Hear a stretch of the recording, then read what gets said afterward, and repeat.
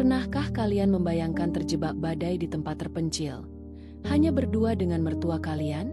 Itulah yang dialami Clara, 24 tahun, dalam kisah yang akan kita selami hari ini. Saat suami Clara, Dani, tak bisa pulang karena cuaca ekstrim, Clara terpaksa menginap di rumah Pak Surya, mertuanya. Awalnya, semua terasa normal, hanya kecanggungan biasa. Namun, kegelapan badai yang mencekam, dinginnya malam yang memutus segala komunikasi, perlahan mengikis batasan yang ada. Dalam kerentanan dan ketakutan, sentuhan yang tak sengaja berubah menjadi tatapan penuh hasrat. Sebuah kecelakaan kecil di tengah guntur yang menggelegar menjadi pemicu, meloloskan hasrat terlarang. Malam itu, di bawah selimut tebal yang seharusnya memberi kehangatan, batasan itu benar-benar runtuh. Apa yang terjadi saat badai mereda? Simak kisah lengkapnya. Sore itu, mendung tebal menggantung di atas rumah Pak Surya yang berdiri kokoh di kaki perbukitan, seolah menahan napas sebelum sebuah pertunjukan dahsyat dimulai. Clara, 24 tahun, meneguk teh hangatnya sambil sesekali melirik keluar jendela. Hatinya sedikit tidak tenang. Bukan karena suasana rumah yang lengang, suaminya, Dani, sedang dinas keluar kota, melainkan karena bisikan angin yang mulai terdengar, membawa firasat buruk. Hubungannya dengan Pak Surya, mertuanya, bisa dibilang baik, namun tetap berjarak, sebuah formalitas yang nyaman bagi keduanya. Pak Surya adalah sosok yang tenang dan berwibawa, seorang pensiunan yang menghabiskan hari-harinya di rumah terpencil ini. Sebaiknya kamu tidak pulang malam ini, Clara. Suara Pak Surya memecah keheningan, matanya yang tajam menatap televisi yang menyiarkan berita cuaca. Badai besar katanya. Dani pasti tidak akan senang kalau tahu kamu nekat berkendara dalam kondisi begini. Clara mengangguk. Sejak tadi sore, berita sudah memperingatkan tentang badai yang akan datang. Jalan menuju rumahnya di kota cukup jauh, dan ia tahu, Pak Surya benar. Terjebak di tengah jalan saat badai bukanlah ide yang bagus. Ia menghela napas, menerima kenyataan bahwa ia harus menginap di rumah yang terasa begitu luas tanpa kehadiran Dani. Di luar, tetesan hujan mulai membasahi kaca jendela, pelan-pelan berubah menjadi rentetan keras yang tak terbendung. Pertunjukan alam itu, rupanya, sudah dimulai. Angin mulai melolong di luar. Suara hujan yang tadinya rintik berubah menjadi deru badai yang ganas, menghantam atap dan dinding rumah Pak Surya seolah ingin merobohkannya. Pohon-pohon di halaman bergoyang liar. Siluetnya menari-nari menakutkan di balik kaca jendela yang buram. Clara merapatkan selimut ke tubuhnya. Menggigil bukan hanya karena dingin, tapi juga karena ketakutan yang merayap perlahan. Sudah kuduga, gumam Pak Surya, meraih senter dari laci. Cahaya kuningnya membelah kegelapan yang tiba-tiba menyelimuti ruangan. Listrik padam. Seketika, rumah itu terasa seperti gua yang terisolasi, hanya diterangi oleh kilatan petir yang sesekali membelah langit, menciptakan bayangan-bayangan aneh yang menari di dinding. Kita tidak punya lilin, tanya Clara, suaranya sedikit bergetar. Ada di dapur, jawab Pak Surya sambil berjalan hati-hati dalam gelap, hanya mengandalkan cahaya senternya. Clara mengikutinya, menabrak meja sesekali. Udara dingin mulai menusuk kulit, dan keheningan yang tebal terasa mencekik, hanya disela oleh gemuruh badai di luar. Percobaan untuk menghubungi Dani sia-sia. Layar ponselnya menunjukkan, tidak ada jaringan. Sama seperti ponsel Pak Surya. Mereka benar-benar terputus dari dunia luar. Hanya berdua, terjebak di tengah badai yang seolah tak berujung. Pak Surya berhasil menyalakan beberapa lilin, menciptakan lingkaran cahaya redup yang terasa begitu kecil di tengah kegelapan yang pekat. Mereka duduk di ruang tamu, di sofa yang saling berhadapan. Sesekali, petir menyambar begitu dekat, membuat rumah bergetar dan Clara terlonjak kaget. Pak Surya hanya menatapnya. Ekspresinya tenang namun matanya memancarkan kekhawatiran yang sama. Kamu kedinginan? Tanyanya. Suaranya sedikit melembut. Clara hanya mengangguk, memeluk lututnya erat. Keadaan ini membuat mereka berdua lebih rapuh, lebih manusiawi dari biasanya, dan secara tidak sadar, semakin mendekatkan jarak yang selama ini mereka jaga. Udara dingin merayap masuk, membuat tulang terasa ngilu.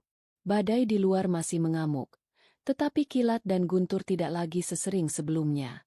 Cahaya lilin yang berkedip-kedip menari di dinding, menciptakan bayangan panjang yang bergerak-gerak, menambah kesan mencekam sekaligus intim.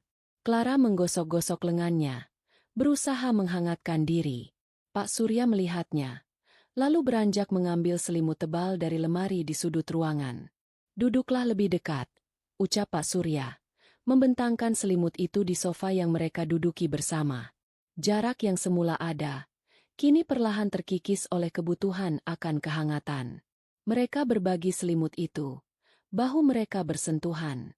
Dalam remang-remang cahaya lilin, Clara bisa merasakan kehangatan tubuh Pak Surya menembus kain. Perlahan, Clara mulai merasakan tatapan Pak Surya yang berbeda. Bukan lagi tatapan khawatir seorang mertua, melainkan sesuatu yang lebih dalam, lebih intens. Sesekali, pandangan mereka bertemu, dan Pak Surya tak kunjung mengalihkan tatapannya.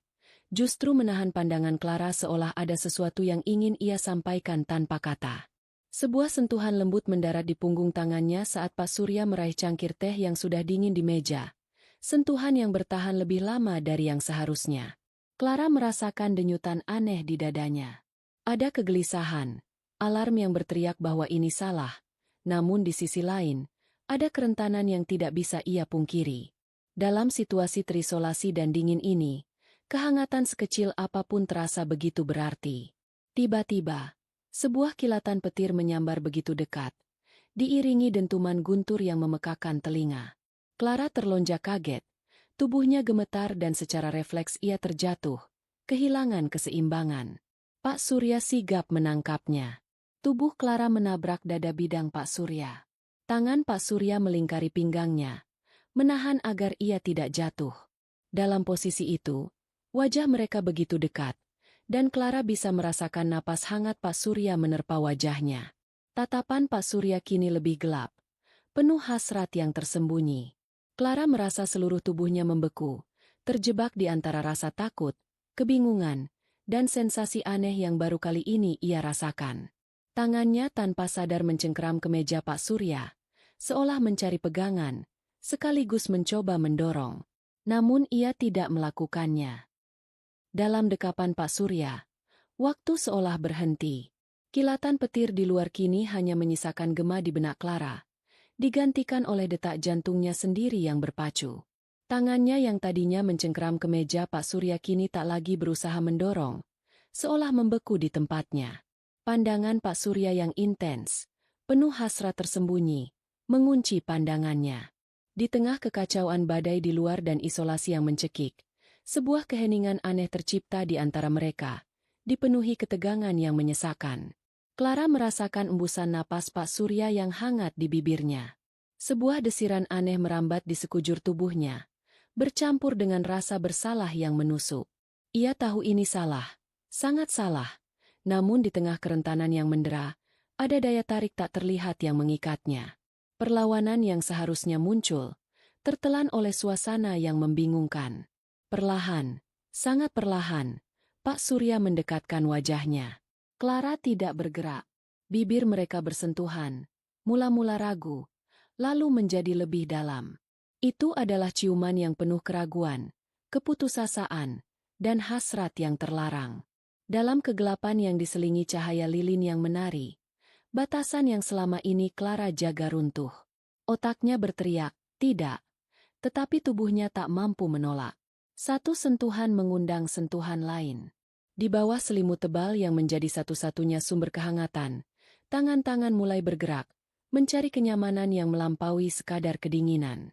Dalam keheningan yang hanya diselingi gemuruh badai dan napas memburu, malam itu menjadi saksi bisu atas sebuah pelanggaran batas yang tak terduga.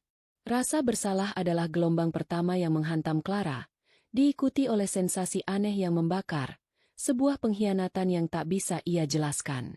Sepanjang malam yang panjang dan dingin itu, di tengah badai yang mengamuk di luar, kejadian itu terulang, semakin dalam menancapkan jejak di jiwa Clara, meninggalkan luka yang mungkin tak akan pernah sembuh.